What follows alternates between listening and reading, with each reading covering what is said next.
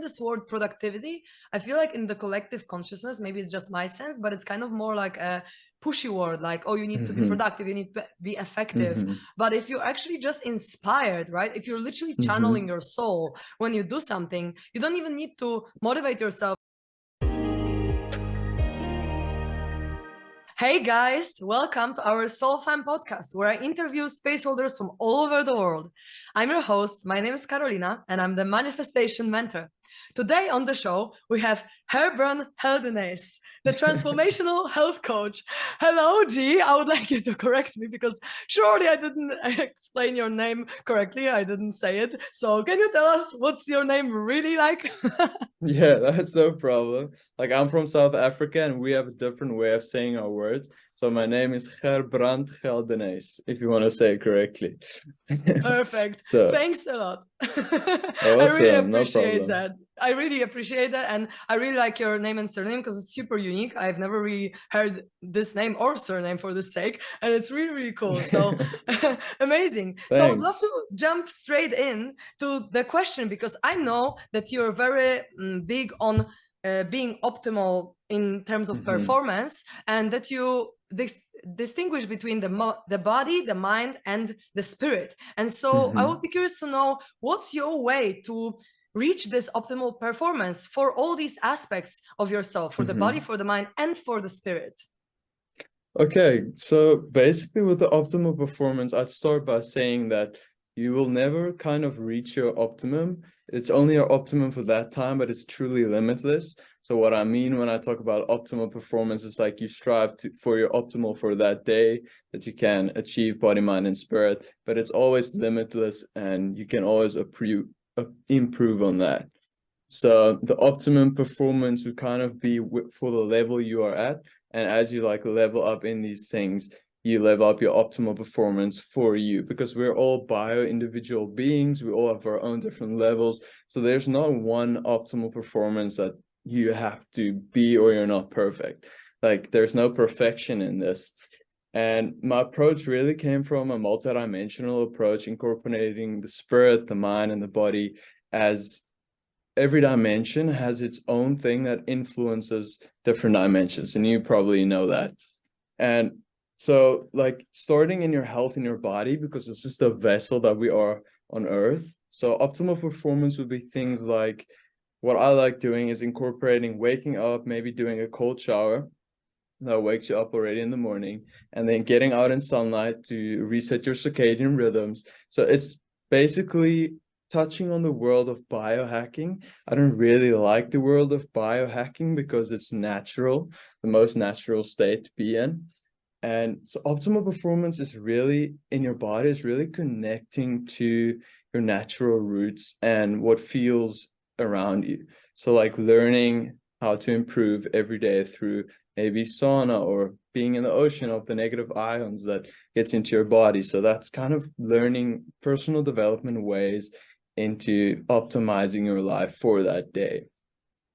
So, and then when we go over to mind, which is your mind makes your thoughts and then your emotions, which is really powerful. And what I see in this personal development space all over the internet, I'd say, is that most people use the word very surface level, like self-improvement, personal development. Everyone throws the word out there, but then the mind comes in of internal exploration and dissecting your subconscious mind, looking for your values and beliefs.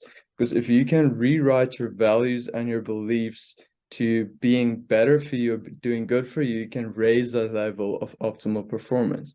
So essentially rewiring your limiting beliefs, if that makes sense. Yes, absolutely.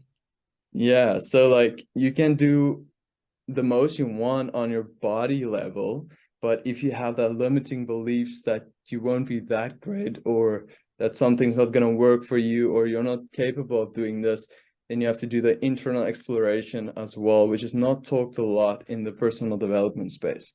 That is really focused on the external worldly things, where, as we know, as within, as without. So that's really what I try to incorporate in my practice with optimal performance. And then the spirit side of the intuition that guides you to take aligned, purposeful actions. because firstly, you can try to optimize, but maybe it's not going to nourish you in that time of your life.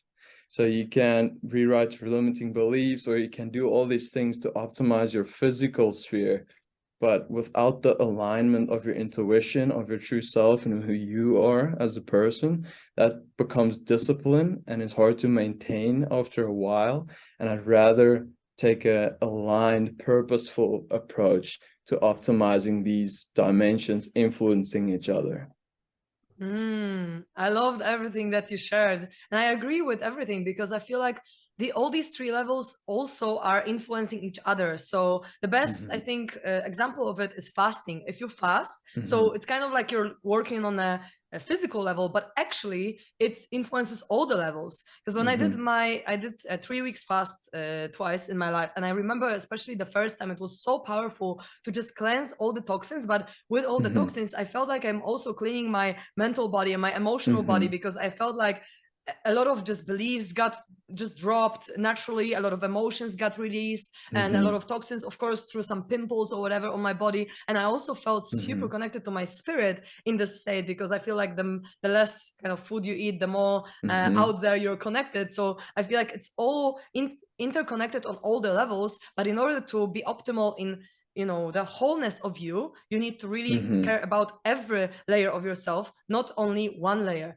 And so I really love that you're focusing on all these three layers. And beliefs, like, it's such a big thing, right? Like, I'm also trained in some modalities of belief change, and I feel like sometimes we don't even realize how big of a deal changing a belief is, because it's literally like opening the potential of something that was not like in our sight, let's say, before. Absolutely. And suddenly now we can do it, right? Yes, absolutely. Like I always say to clients, awareness is the first step towards transformation. Like that's why the internal exploration part is so beautiful, because you get to go inside yourself, because the experience that you're having is coming from you, right? And when you go and do internal exploration, that really allows you to create space for transformation, because when you bring awareness to something, you bring it into the space and now you can address it. Like you say with the fasting, that was actually a beautiful example. Not eating food for like that amount of time or putting stuff in your body, you create space in your body, mind, and spirit. And that allowed you to have that transformation that you're talking about. Yeah, absolutely. And of course, I don't recommend to people to do 3 weeks fast, like start somewhere smaller, right? Because like I'm just always extreme. Like I like doing sometimes extreme things, but yeah, it's just good to even check, like, okay, if I don't eat for 1 day and I just drink water, then what happens to my mental body as well and my spiritual body, right? Because it affects all of it. And so you mentioned for the body, for optimal performance, you can, of course, exercise, you can go to the ocean, you can, breathe, you can not use chemicals in your body, like not eat chemical food or not use chemical shampoo or whatever like that. That's quite logical, let's say, for people. But how do you, for example, maintain the optimal performance of mind and spirit? So the body plays a big role in your mind and spirit as well. Like if you just eat, let's say you just eat bad food with a lot of chemicals, you don't exercise, but you try to optimize your mind and spirit, that's going to throw it off as well. Like as we know, it influences each other. So you want to move to the mind and the spirit now, but you also have to take care of the body first. And then moving up to the mind, I'd say, again, coming back to space, something that's really big for me is meditation. And meditation is creating that space, stepping back from your thoughts and thinking about what you're thinking about. And when you think about what you're thinking about, you really have your thoughts in front of you. Like, I like to see it as the stars. So you can, if a shooting star comes, that's a thought that goes through your mind. You observe it and you move back again, looking at your thoughts. And when you take a step back from your thoughts, you can really observe what you're thinking.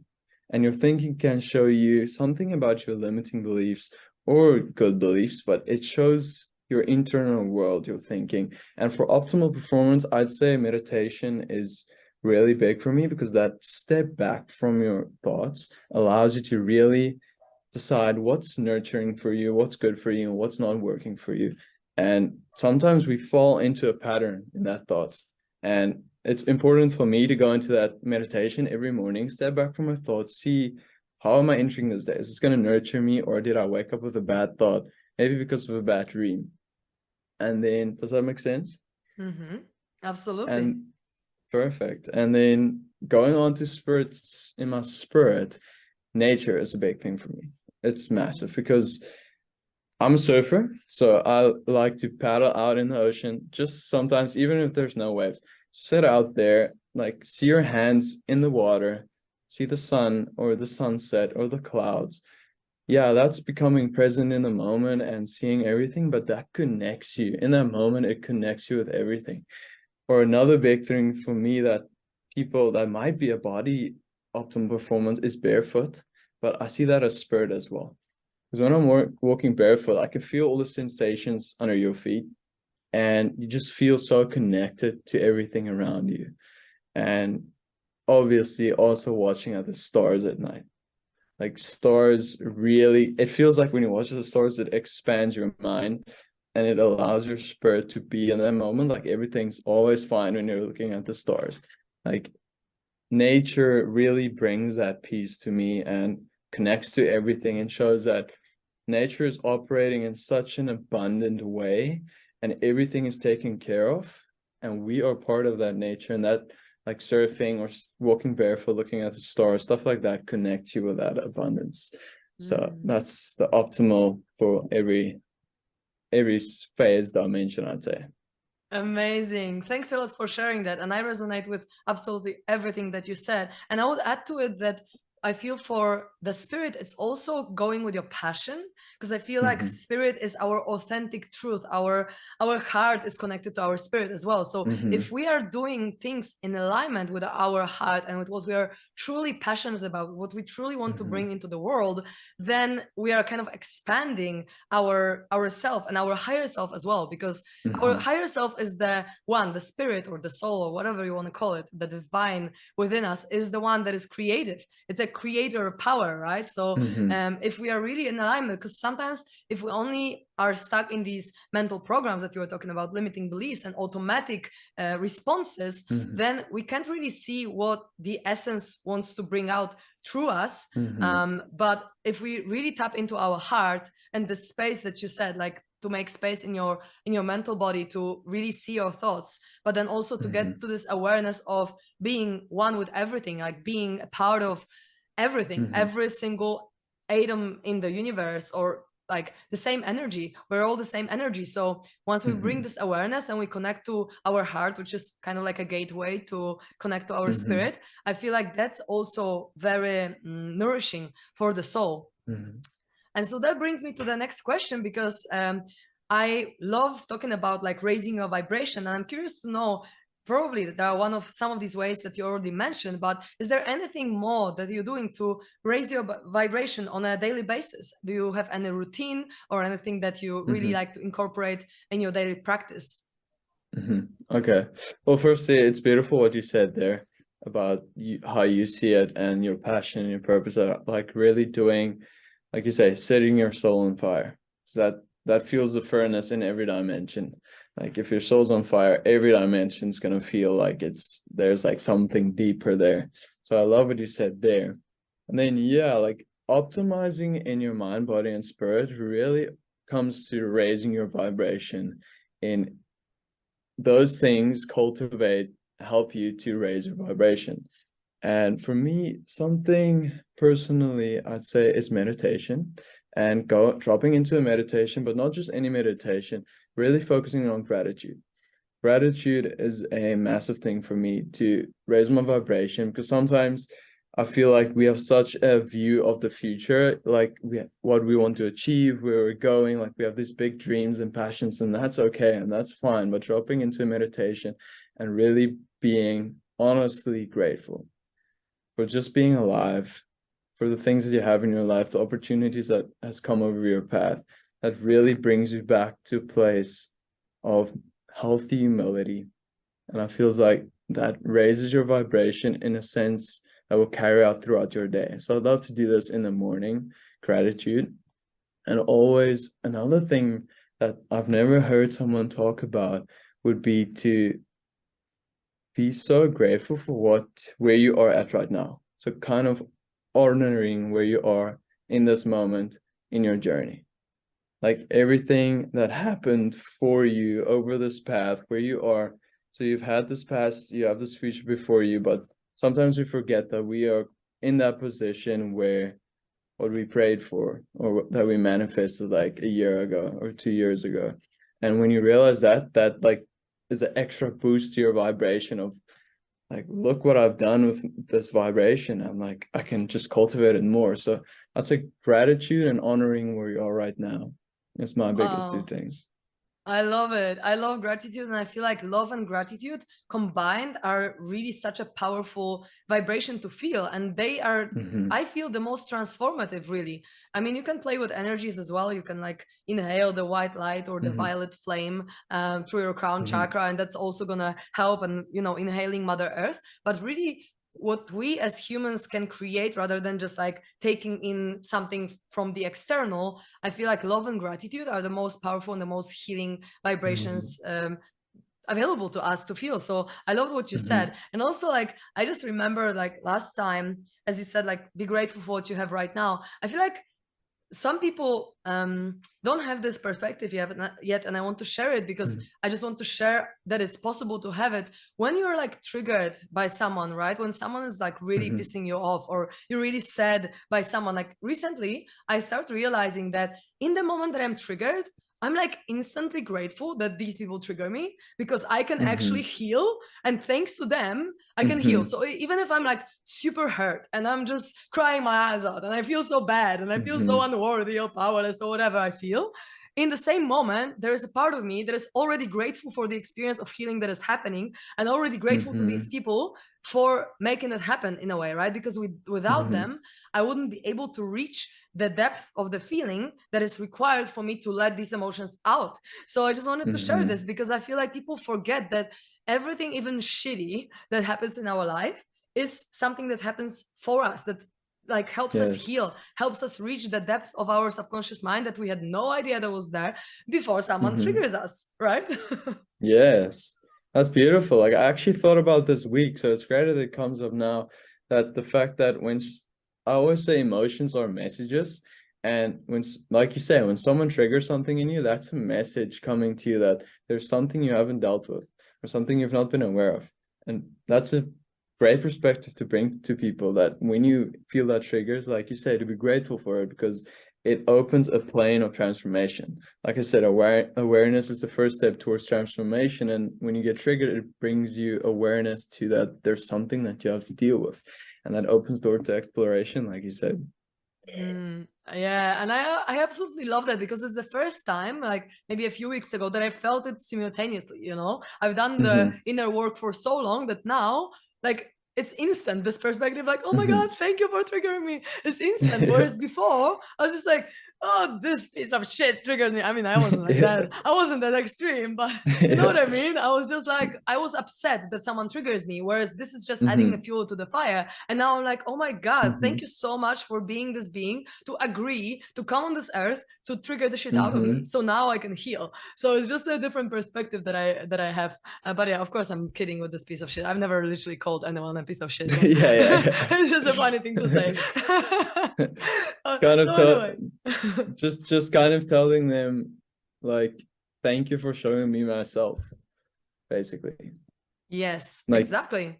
Yeah. Because this is what it is.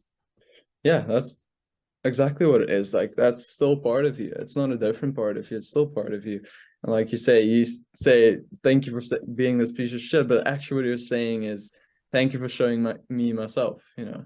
Yeah. And also, like, if you get pissed at someone, it's actually you getting pissed at yourself. Because first of all, we are all one, so it's like inevitable. But second of all, it's like if you resist someone else, it's actually you resisting the part of you that they represent.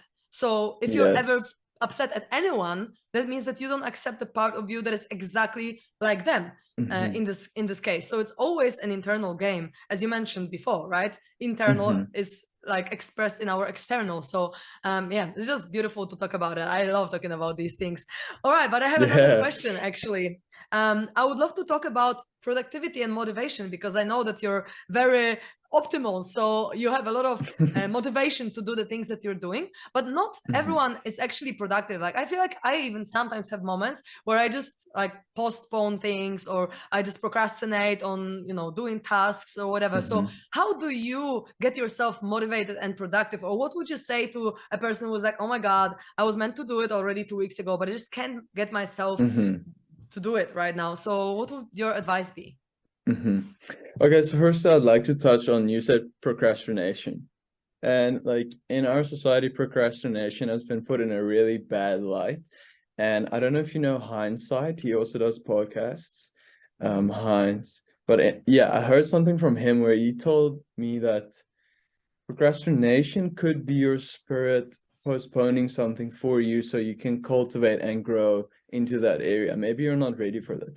Yeah, we do sometimes postpone or procrastinate things from our side, but sometimes when you really explore it, you have to look, is it you that's postponing it, or is it your intuition that's making space for you to grow into that before you do it?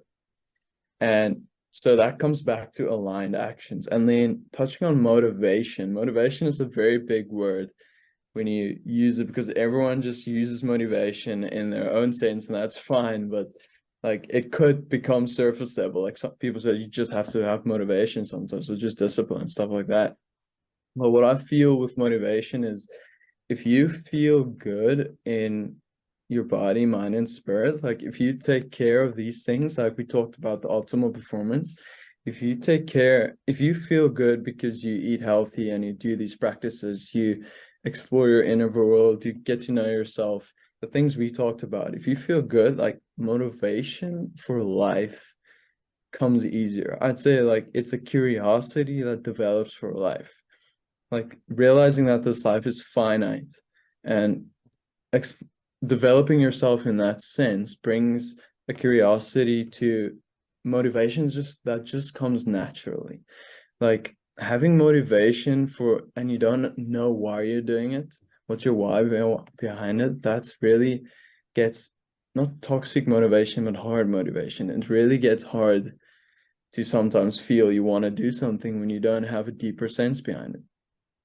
So really optimize, that's the power of the optimal performance. If you feel good in mind, body, and spirit, you have a why behind the things you do, then motivation tends to come easier. If you know what I'm saying. Yeah, absolutely. Your end result has to be so exciting and so putting your soul on fire that you don't even have to motivate yourself, because this very motive will be giving you power to do things, right? Yes. And Yeah, that I comes, resonate with that. okay, great. And that comes back to, you talked about productivity, and productivity and motivation can go hand in hand, but like it can get really hard when you're not aligned with who you are, and like firstly doing the inner exploration and then getting aligned actions. So what I'd say with this is to firstly like take a pen and paper and write down, why do you do what you do? So kind of getting it clear for yourself, why do you do these things? What's your purpose in this? What's your curiosity? What are you looking to explore in this life? And when you write that down, that creates purpose. If you're saying, I'm doing this to tap into my higher self, for instance, that's where my optimal performance routines and stuff came from. I want to tap into my limitless potential. That's your why.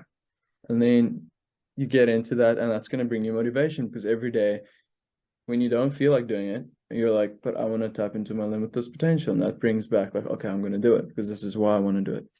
And the second thing for me was to create a vision, because if you have your why and your vision of where you're going, that allows you to create purposeful, aligned actions. So that means there's something deeper behind your actions and your productivity. So if you have that why and that vision and this purposeful, aligned actions, your productivity will relate, be a higher sense of focus to that task. Like productivity is not the amount of hours and discipline you put into something, but if you're aligned with it, it's going to have a higher sense of focus, a deeper sense of meaning behind it. And your outcome is going to be more productive in that sense, using the word of productivity. So yeah, I'd say taking personal, purposeful, aligned actions to cultivate that motivation and that productivity. And obviously there's a lot of tips I can give you for like working in 45-minute sessions, like brain things, but like starting with that, it gives you a natural motivation and a better sense of productivity because you have a higher quality of focus because it's based on your curiosity. So yeah.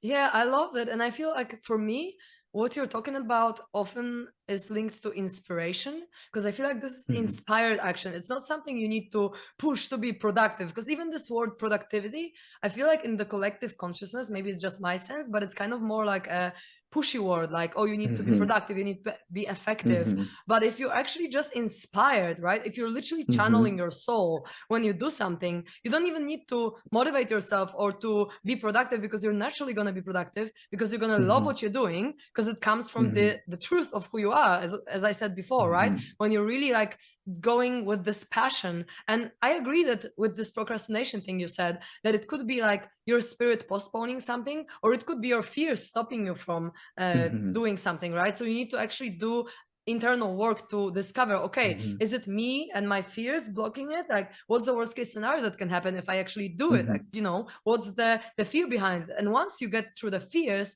then you can really see what's the truth of the situation without any resistance, without any fears. But I do agree that sometimes, like, I see in my life that I wanted to do things and then I didn't do it for some reason, and then actually postponing them was resulting in a better outcome than what I originally planned. And it wasn't even like because of me, it was just life happening in the way that it did, and then it turned out to be even better than what I set to be most effective or most productive. So again, we're coming back to the alignment with your higher self, right? Because like that's where it all just flows. And so how do you get yourself in alignment? Like, do you have any practices or any specific ways of communicating with your higher self?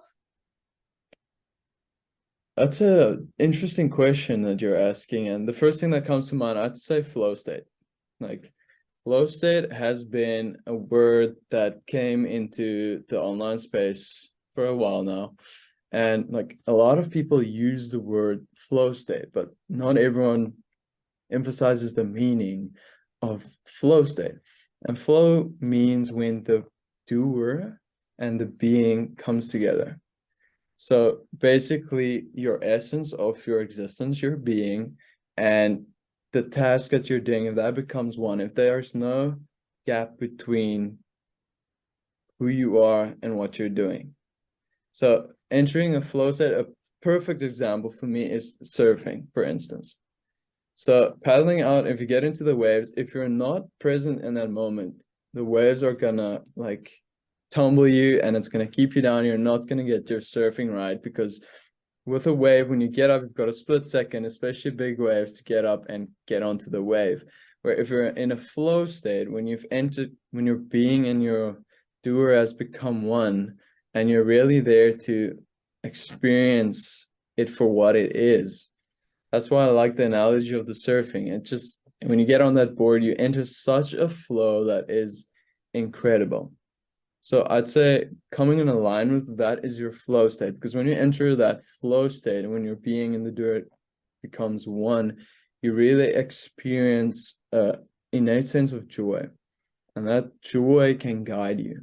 So if you feel that pulse of joy, that's like, this is aligned with me. Where if something is tedious, coming back to productivity, like productivity is all about focus. Like the more you focus you have, the more productivity you have. But you'll only have better focus if it's sparked by your curiosity.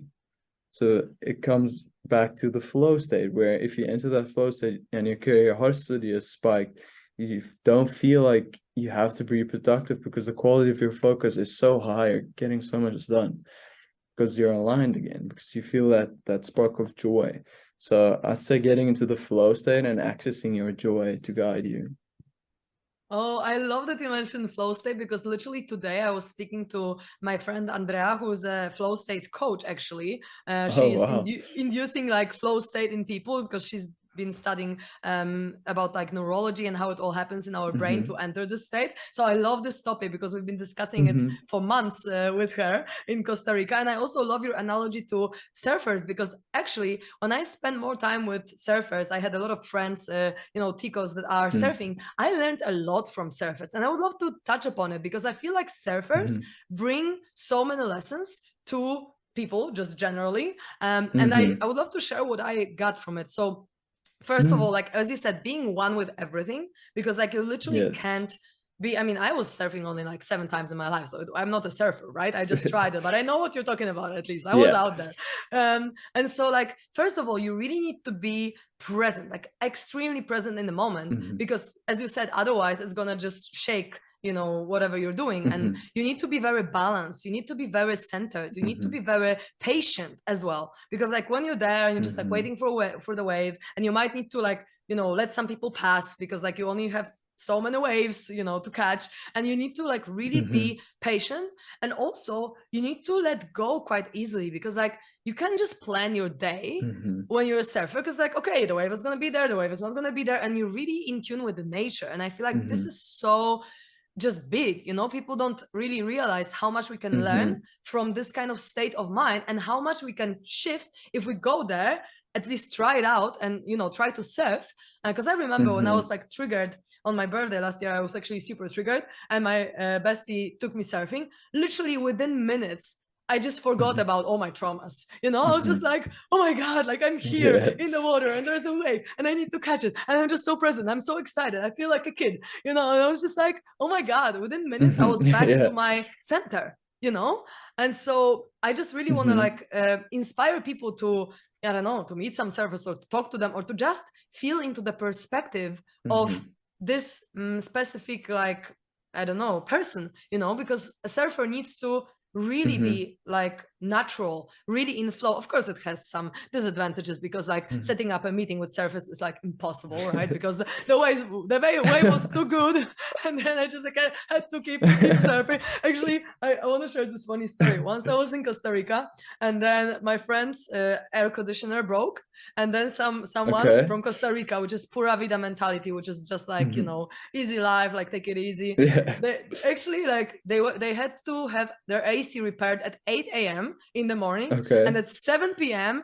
the guy is calling them and, sorry, dude, I know I was supposed to come at 8 a.m., but the waves was so good. Like I had to go and there and paddle out and just I had to surf. And they're like, what the hell? It's just like, you're literally late. Like you're calling me like, so many hours afterwards without even like, anything. But just the waves were too good to even like go and repair any, and stuff. So it has the disadvantages too. Don't get me wrong. I've experienced it on myself, but mostly I see very great, let's say, inspiration for the perspectives that surfers have. And I'm curious to know your perspective on it.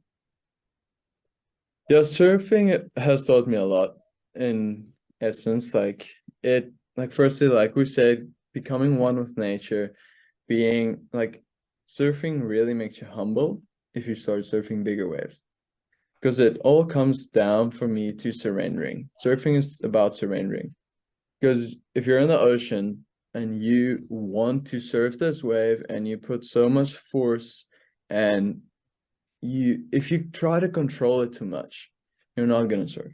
Surf is about flow, like we talked, flow state.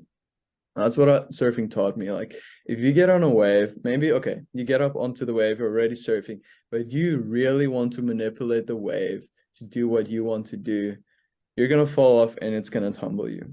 Where if you surrender to the flow of the wave and you read the wave rather, and that really carries over to life to me. Like when life goes also in waves, because you get your highs and you get your lows.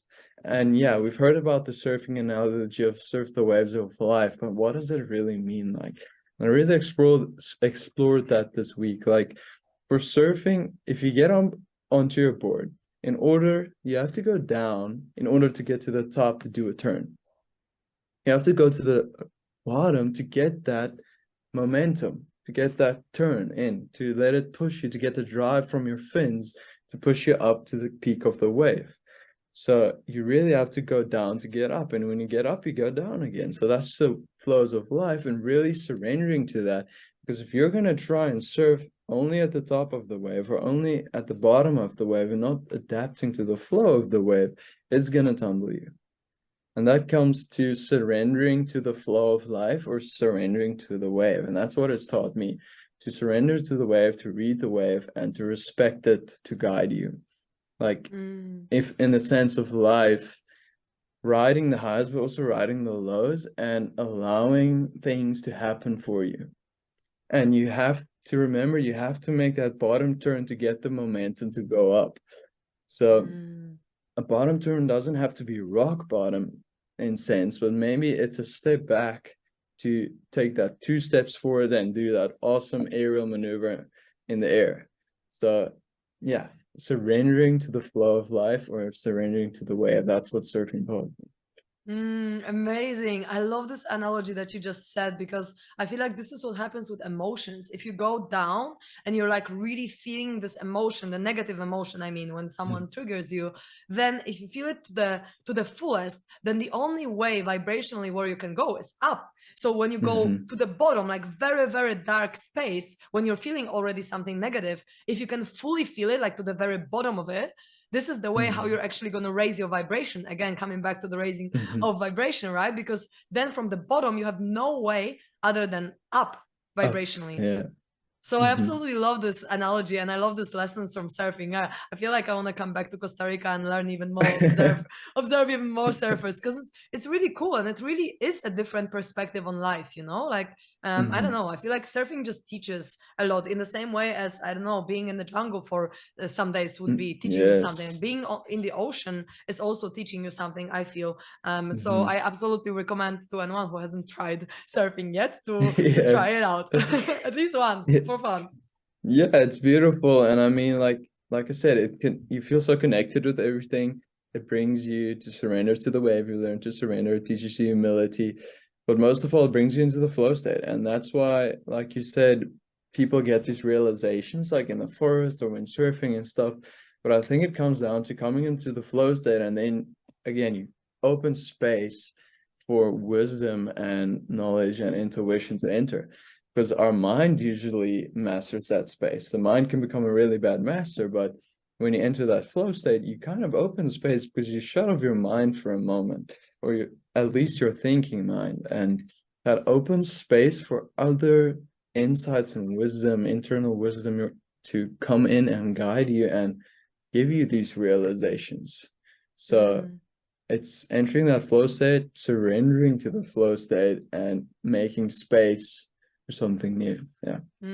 Beautiful. And I want to just mention the flow state can be in anything. It could be in music as well. It could be in another sport, but it's just the space where you, as you said, become one with everything, when your mind is like empty because you're fully present in the moment with whatever you're doing. And it's just such a beautiful state of mind. And thank you so much for sharing that. It's really, really cool. Have you ever got any insights during surfing? Like your mind was, so open that you got some intuitive downloads? Yeah, like I said, this analogy from the going up and down the wave and surrendering to the wave is one of it. The other one is humility, like the humility of that you can't control everything. That was one insight for me. Like, the wave is gonna tumble you, it's gonna keep you down, and you have to accept it to keep your. So in surfing, you'd like to accept staying under the wave, because if you panic, you're gonna lose your breath, and that's gonna be harder. Your body's going to use more breath, and it's harder to stay underwater. And that taught me to, surrender to it and really get humble for nature, because there's so much intelligence in nature that we sometimes forget. Like, we as humans think we own this place, but nature has so much intelligence to teach you. And if you are open to that, surrendering to nature and not trying to control it, but rather letting it guide you, for instance, being tumbled by a wave, that teaches you that nature has so much intelligence and you should respect it more. That's one thing I've taken from surfing. And another thing with surfing has been like presence. The crisp presence I feel when I'm surfing, like dragging your hand through the water. maybe just sitting on your board and just feeling the water.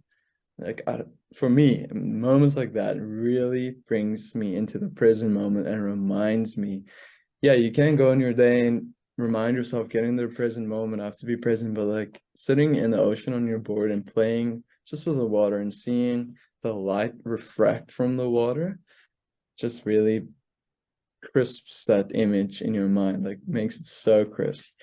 So yeah, presence, humility, and surrendering, I'd say. Amazing. Thanks a lot for sharing all that. These are beautiful lessons. I absolutely love them. And, you know, I'm a manifestation mentor, and I know that all of these things are super crucial aspects of manifesting your desires. Because if you control too much and you can't surrender, you can't trust, you're just too much attached, and then nothing is going to happen in your manifestation process, right? Same with presence. If you're always like busy with your mind, you're never actually here and now to experience all of the beauty that you've already got, and never stop to be grateful for what you have, what you mentioned before. And, you know, to be humble, to have humility, that's also really important, because we need to understand that we are part of a greater wholeness. And so sometimes we don't know, with our limited thinking, limited mind, what is best for us. We need to surrender and be humble towards the divine plan, or whatever you want to call it, and just let life happen, right? Through us or as us. Yes. And for you as well. Exactly. All these ways. Amazing. So last little question I have to you: what's the best way to find you if people would like to explore more of your content or get to know you more? What's the best way? Okay, so I'm pretty active on Instagram. So it would be Gerbrand_Geldenhuys. Should I spell it for the people? And yes, you can. So like, it's a really hard name. So that's going to be GerbrandGeldenhuys. That's my Instagram. You'll see Transformational Coach there. That's where I put most of my content, most of my thoughts, my ideas, and valuable stuff. And then you can also visit my website at mossnatural.com. So basically, moss that grows in a rock, natural.com. So that's where you see my story and what I do and everything about that. So yeah, Instagram and my website would be the best places to find me. Amazing. Thank you so much for joining us. I love this conversation, and I love that you're a surfer. I actually didn't know that about you, but I just love talking about surfing, because it's like, I mean, I'm not even a surfer, but it's just something about it that really brings me joy. And when I feel into this vibe, it's just beautiful. So thank you so much for everything that you shared, and sending you much love and gratitude. Thank you so much. And like, one thing that I'd love to leave with you that I thought about today is that like we've talked, the life is a finite experience. Like, our time here on planet in this phase is finite, yet your potential is limitless. That's why I focus on optimal performance and tapping into your limitless potential, because yes, life is finite and live to your fullest, but yet your potential is limitless. So it's a beautiful paradox, and I just love to leave you with that. Thank you so much. It's amazing. I love it. Thanks so much for the opportunity, for having me on this podcast. It was great talking. Nice meeting you face to face. And yeah, good luck with your journey. Thank you.